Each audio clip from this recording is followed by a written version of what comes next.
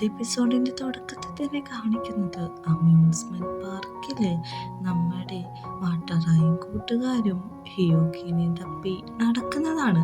അവർ ഒത്തിരി ഫോൺ വിളിച്ച് നോക്കുന്നുണ്ടെങ്കിലും ഹിയോക്കിൻ്റെ ഭാഗത്ത് നിന്ന് യാതൊരു റെസ്പോൺസോ കാര്യങ്ങളോ കിട്ടാത്തത് കൊണ്ട് തന്നെ വാട്ടറായി അവനെ അന്വേഷിക്കാനായിട്ട് അവിടുന്ന് ഓടുകയാണ്. എല്ലാവരും ഇത് നോക്കി നിൽക്കുന്നുണ്ട്. വാട്ടറായി ഇങ്ങനെയൊക്കെ ഡിഫറെൻ്റ് ആയിട്ട് ബിഹേവ് ചെയ്യുന്നത് കൊണ്ട് തന്നെ നമ്മുടെ ഹിയോക്കി ആണെങ്കിൽ ആ കുട്ടീനെയും എടുത്തോണ്ട് ഹിയോക്കി പോകുന്ന ആ വഴി തന്നെ വാട്ടറായി വരുന്നുണ്ടെങ്കിലും രണ്ടുപേരും കണ്ടുമുട്ടാതെ രണ്ടായിട്ട് മാറിപ്പോകാണ്. ഇതെല്ലാം കൂടി ആകുമ്പോഴേക്കും വാട്ടറയുടെ കാര്യത്തിൽ ഒരു തീരുമാനമാവും. അവന് ശരിക്കും സങ്കടവും കരച്ചിലിൻ്റെ വക്കത്താണ് എത്തി നിൽക്കുന്നത്. അങ്ങനെ ഇൻഫോർമേഷൻ സെൻറ്ററിൽ ചെന്നിട്ട് അവിടെ കുട്ടീനെ ഏൽപ്പിക്കാം എന്നുള്ള രീതിയിൽ ഹിയോക്കിയാണെങ്കിൽ അങ്ങോട്ട് ചെല്ലുന്നുണ്ട്. അവിടുത്തെ ആ പെൺകുട്ടിയാണെങ്കിൽ കുട്ടീനെ കുറച്ചു നേരം ഞാട്ടേ കയറിയാന്ന് പറഞ്ഞ് കൊച്ചിനെ എടുക്കുമ്പോഴായിരിക്കും കൊച്ച് ഭയങ്കര കരച്ചില്. ഞാൻ നിന്നെ വിട്ടിട്ട് പോകില്ല, എനിക്ക് എൻ്റെ അമ്മേനെ കാണണം എന്ന് പറഞ്ഞുകൊണ്ടാണ് കരഞ്ഞുകൊണ്ടിരിക്കുന്നത്. ഈ സമയത്താണ് വാട്ടറായി അങ്ങോട്ട് കയറി വരുന്നത്. അവൻ ചോദിക്കുന്നുണ്ട്, നീ എന്താ ഇവിടെ നിൽക്കുന്നത്? ഞാൻ നിന്നെ എവിടേക്ക് അന്വേഷിച്ചെന്നറിയോ? എനിക്ക് നിന്നെ പറ്റി എന്തോരം വെറി ഉണ്ടായെന്നറിയോ എന്നൊക്കെ ചോദിക്കുമ്പോഴേക്കും നീ ശരിക്കും എന്നെ അന്വേഷിച്ച് തന്നെയാണോ വന്നതെന്ന് ചോദിക്കുന്നുണ്ട്. അതേന്നാണ് പറയുന്നത്. അപ്പോഴാണ് ഈ കുട്ടീനെ കാണുന്നത്. എന്താ ഈ കുട്ടീനെ എടുത്തോണ്ടിരിക്കണേന്ന് ചോദിക്കുമ്പോഴേക്കും ഇവനെ ഇവിടെ നിന്ന് കളഞ്ഞിട്ടാണ് ഇവൻ്റെ അമ്മേൻ്റെ അടുത്ത് ഏൽപ്പിക്കണം എന്ന് പറയുന്നുണ്ട്. വാട്ടറായാണെങ്കിൽ ഭയങ്കര സ്നേഹത്തോടെ കൊച്ചിനോട് ഓരോന്നും സംസാരിച്ച് കുട്ടിയെ അവൻ്റെ വഴിക്ക് എത്തിക്കുകയാണ്. അമ്മ ഇപ്പം തന്നെ വരും, മോൻ കരയണ്ട, മോൻ മിടുക്കനല്ലേ എന്നൊക്കെ ചോദിക്കുന്നുണ്ട്. ഇതെല്ലാം കാണുന്ന ഹയോക്കിക്ക് അവനോടൊരു ഇഷ്ടം തോന്നുന്നുണ്ട്. അങ്ങനെ ഇവർ സംസാരിച്ചുകൊണ്ട് നിൽക്കുന്ന സമയത്താണ് ആ കുട്ടിയുടെ അമ്മ അങ്ങോട്ട് ഓടി വരുന്നത്. അമ്മയാണെങ്കിൽ കുട്ടീനെ കെട്ടിപ്പിടിച്ച് ഒത്തിരി കരയുന്നുണ്ട്. ഇനി എൻ്റെ കണ്ണു വെട്ടിച്ച് ഓടരുതെന്നും കുട്ടീനോട് പറയുന്നുണ്ട്. അങ്ങനെ രണ്ടുപേരും കൂടി തിരിച്ചു പോകുന്ന വഴിയിൽ നമ്മുടെ ഹിയോക്കി ചോദിക്കുന്നുണ്ട്, നീ എന്തിനാണ് എന്നെ അന്വേഷിച്ച് വന്നതെന്ന്? ഞാൻ നിൻ്റെ കാര്യത്തിൽ ഭയങ്കര ടെൻസ്ഡായിരുന്നു. നീ എവിടെ പോയതെന്ന് എനിക്കറിയില്ലല്ലോ, അതാണ് ഞാൻ വന്നതെന്ന് പറയുന്നുണ്ട്. പെട്ടെന്ന് തന്നെ നമ്മുടെ ഹിയോക്കി ചോദിക്കുന്നുണ്ട്, നിനക്ക് എന്നെ ഇഷ്ടമാണോന്ന്? പക്ഷെ അത് കേൾക്കാത്ത പോലെ വാട്ടറായി പോവുകയാണ്.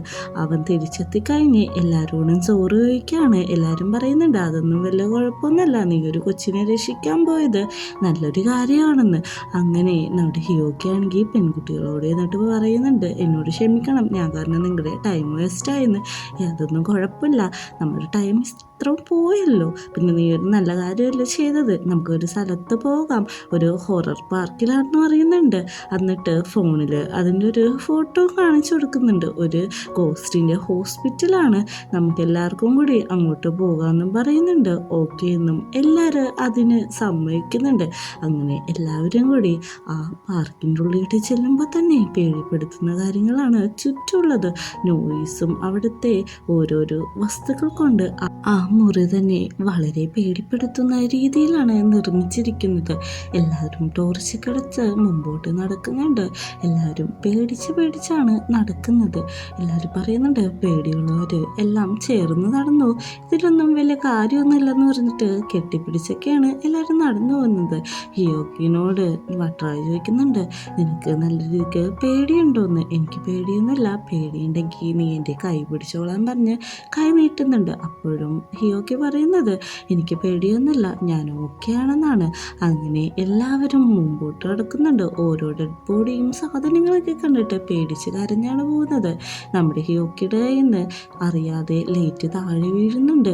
അവനാണെങ്കിൽ സ്പെക്സ് ഇല്ലാത്തതുകൊണ്ട് കണ്ണും ശരിക്കും കാണാൻ പറ്റുന്നില്ല. അവനത് അവിടെ കിടന്ന് തപ്പുന്നുണ്ട്. എല്ലാവരോടും നിൽക്കാൻ പറഞ്ഞെങ്കിലും ആരും കേൾക്കാതെ ഓടിപ്പോകാണ് പേടിച്ചിട്ട്. അവൻ ആ ടോർച്ച് തപ്പിയെടുക്കാനായിട്ട് ഒത്തിരി കഷ്ടപ്പെടുന്നുണ്ട്. അങ്ങനെ അവസാനം ആ ടോർച്ച് തപ്പിയെടുക്കുമ്പോൾ അവൻ്റെ മുതുകിൽ ഒരു കൈ വന്ന് നിൽക്കുന്നതാണ്. അവൻ പറയുന്നുണ്ട്, വാട്ടറായല്ലേ, നന്നായി നീ ഇപ്പോൾ വന്നത്, അല്ലെങ്കിൽ ഞാൻ പേടിച്ചു പോയേനെ. വാട്ടറായുടെ കൈ എന്ത് വലുതാണെന്ന് അവൻ പറഞ്ഞുകൊണ്ടിരിക്കുന്ന സമയത്ത് വാട്ടറായ അവൻ്റെ നേരെ വന്നിട്ട്, നീ അവിടെ എന്തെടുക്കാന്ന് ചോദിക്കുന്നുണ്ട്. നീ എൻ്റെ ഫ്രണ്ടിൽ നിൽക്കുകയാണോ? അപ്പോൾ ഇതാരാണ് എൻ്റെ തോളി പിടിച്ചേക്കുന്നതെന്നും പറഞ്ഞ് അവൻ പയ്യെ മുഖം തിരിച്ച് നോക്കുമ്പോഴാണ് അവിടുത്തെ നേരത്തെ ഒരു ഗോസ്റ്റിനെ പോലെ കോസ്റ്റ്യൂം ചെയ്ത ഒരാളായിരിക്കും. ഇത് കണ്ട് നമ്മുടെ ഹിയോക്കി ആണെങ്കിൽ ഭയങ്കരമായിട്ട് കരയുന്നുണ്ട്. അങ്ങനെ പാർക്കൊക്കെ ആസ്വദിച്ച് പുറത്തേക്ക് ഇറങ്ങുന്ന എല്ലാവരും ഹിയോക്കിയുടെ ഈ കാര്യം പറഞ്ഞ് ചിരിക്കുകയാണ്. പേടിക്കാൻ ഒത്തിരി ഉണ്ടായിരുന്നു എന്നൊക്കെ പറയാണ്. ഇനി നമുക്കാകെ 15 മിനിറ്റ് കൂടി ഉള്ളൂ.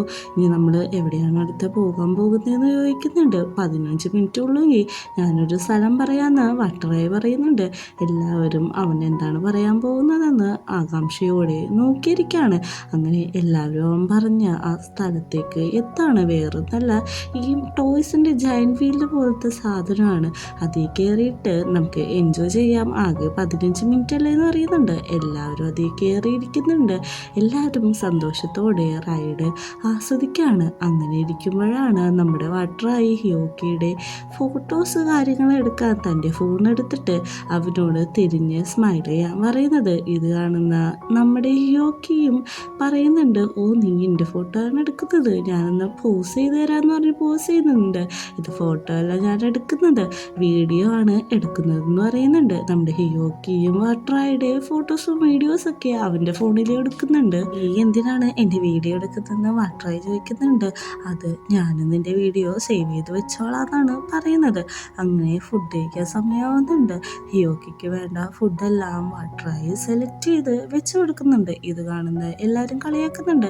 ഞങ്ങൾക്കും കൂടി വെച്ച് ആ ബിഗ് ബ്രദർ എന്നൊക്കെ പറഞ്ഞിട്ട്. അതെന്താണെന്ന് വെച്ചാൽ നമ്മുടെ വട്ടറായിക്ക് ഇവർക്കാട്ടൊരു 10 വയസ്സ് കൂടുതലുണ്ട്. അതുകൊണ്ട് തന്നെ അവനൊരു ചേട്ടൻ ക്യാരക്ടറാണ് എല്ലാവരുടെ അടുത്തും. നമ്മുടെ ഹിയോക്കി ആണെങ്കിൽ മനസ്സിൽ വിചാരിക്കുന്നുണ്ട്, ഓഹോ അപ്പം ചേട്ടനായിട്ടുള്ള രീതിയിലാണ് ഇവൻ എന്നോട് സ്നേഹത്തോടെ പെരുമാറുന്നത്, അല്ലാതെ ഞാൻ വിചാരിക്കുന്ന പോലെ ലവറായിട്ടല്ല എന്ന്.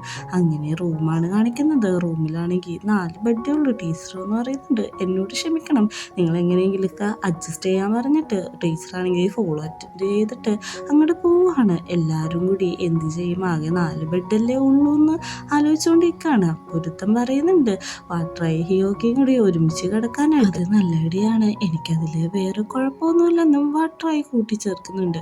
അങ്ങനെ രാത്രിയാവുന്നുണ്ട്. എല്ലാവരും ബെഡിൽ പാട്ടുകൾ ആസ്വദിച്ച് കിടന്നുകൊണ്ടിരിക്കുകയാണ്. നമ്മുടെ ഹിയോക്കിയും വട്ടറായും അത്രയധികം ക്ലോസ് ആയിട്ടാണ് കിടന്നുകൊണ്ടിരിക്കുന്നത്. അതുകൊണ്ട് തന്നെ ഹിയോക്കിക്ക് ഉറക്കം വരുന്നില്ല. അവൻ തിരിഞ്ഞെടുക്കുന്നുണ്ട്. തിരിഞ്ഞെടുക്കുന്ന ഹിയോക്കിനെ വട്ടറായി വിളിച്ചിട്ട്, നീ എൻ്റെ അടുത്തേക്ക് നീങ്ങിക്കിടക്ക്, ഇങ്ങനെ തിരിഞ്ഞെടുക്കേണ്ട ആവശ്യമില്ല, എനിക്ക് കുഴപ്പമില്ല എന്ന് പറയാണ്. നമ്മുടെ ഹിയോക്കി ആണെങ്കിൽ മനസ്സിൽ അതിന് കുഴപ്പമൊന്നുമില്ല, നമ്മൾ ബോയ്സ് അല്ലേ, വേറൊന്നും അല്ലല്ലോ എന്ന് പറയുന്നുണ്ട്. ഇവർ തമ്മിലുള്ള ഒരു കെമിസ്ട്രി ഇവർക്ക് മനസ്സിലാവുന്നുണ്ട്. നമ്മുടെ വട്ടറായി മനസ്സിൽ പറയുന്നുണ്ട്, എനിക്ക് നിന്നെ ഇഷ്ടമാണോ അല്ലയെന്ന് എനിക്ക് അറിയത്തില്ല. ആ പെൺകുട്ടികൾ ട്രിപ്പിൽ വെച്ച് ചോദിച്ചല്ലോ നിങ്ങൾ തമ്മിൽ എന്താണെന്ന്. അപ്പോൾ നമ്മുടെ ഹിയോക്കി മറുപടി പറയുന്നത് വേറൊന്നല്ല, അവന് വേണ്ടി ഞാൻ എന്ത് വേണമെങ്കിലും ചെയ്യൂന്നാണ് പറയുന്നത്. എനിക്ക് നിന്നോട് ഒരിഷ്ടമുണ്ട്, പക്ഷെ അത് ഞാനിപ്പോൾ പറയില്ല, ട്രിപ്പ് കഴിഞ്ഞിട്ടാ പറയുള്ളൂ എന്ന് മനസ്സിൽ പറയുന്നുണ്ട്. അങ്ങനെ നമ്മുടെ ഹിയോക്കി കണ്ണൂർ നോക്കുമ്പോഴേക്കും വട്ടറായി നോക്കിക്കൊണ്ടേക്കും. എന്താണ് നോക്കുന്നതെന്ന് ചോദിക്കുമ്പോഴേക്കും ഒന്നുമില്ല, ഗുഡ് നൈറ്റ് എന്ന് പറയും. നമ്മൾ ഹിയോക്കിയും തിരിച്ച് ഗുഡ് നൈറ്റ് പറയുന്നുണ്ട്. ഈ സീൻ കാണിച്ചാണ് 3ാമത്തെ എപ്പിസോഡ് അവസാനിക്കുന്നത്.